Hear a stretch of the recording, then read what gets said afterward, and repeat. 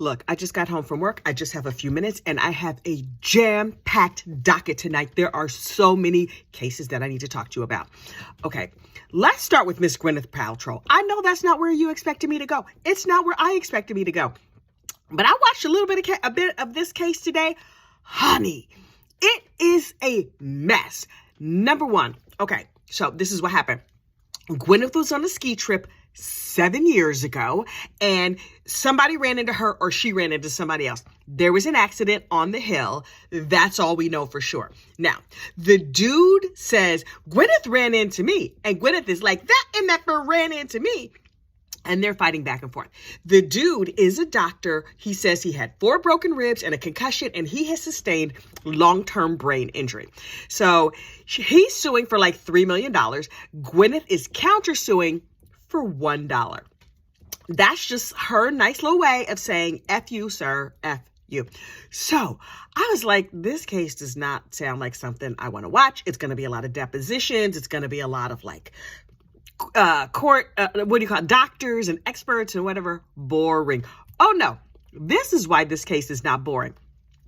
All the parties involved are ridiculous and the lawyers are horrible, like epically bad. This is a civil case. So these are civil attorneys. They don't go to court as often and they don't know what they're doing.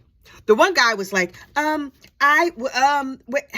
think I lost my place in my notes. I would like to start all over. And you know how this is the real sign that somebody's doing a really bad job? Gwyneth's lawyer, the lady with the money, stood up and was like, the Constitution of the United States. Dude, what are we talking about? You're just supposed to get up here in opening statements and say what you intend to prove and then sit your behind down. Oh, he wandered all around. He went off topic. He kept they kept throwing out objections. And then he was talking to the attorney like, well, if you would stop interrupting me. I was like, what is happening? I could have argued a better case than these people.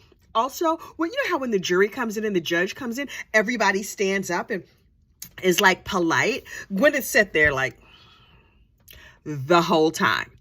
I was like, oh, nobody told Gwen, did he? She need to stand up. Girl, you need to get on your feet. She was like, she pulled angry teenager face the entire time she was on camera. I was like, this heifer notice is being recorded, right? Well, Court TV, they told her that she sees the red light on. Oh, okay. Okay, wait, that's her lawyer. This entire case is messy, messy, messy. I don't even care who wins. I just want to see. I'm going to have to watch like the live replay later in fast forward because it's going to be very boring. But this is what the dude says happened. The doctor who was injured, he was like, I was skiing and she ran into me because she was looking backwards at her kids and she fell on top of me. And then we rode down the hill together with her on my back. Oh. Okay, first of all, Miss Goopness weighs 3 ounces, so how could you even tell she was on your back? But okay, and then she's so gigantic, she crushed 4 of his ribs and he can't remember nothing. Okay, fine. This is Gwyneth's story. Well, he has a history of sexually assaulting women. Oh, okay, well, that's where we starting. Okay. She's like, I was skiing. And he skied up behind me. The whole front of his body was pressed to the whole back of mine. Ew. Our skis got tangled. We rolled around. I said some curse words. I got up. We made sure everybody was okay. And then I skied off after checking to make sure everybody was okay. After she skied away, somebody was like, oh, she had on a mask and goggles and a helmet and all this stuff. Somebody was like, you know that was Gwyneth Paltrow, right? So this dude with his broken ribs skis to the bottom of the hill and starts posting on social media, hey, I'm famous now. I just skied into Gwyneth Paltrow. And then 7 years later was like, I have a brain injury from when Gwyneth Paltrow plowed into me.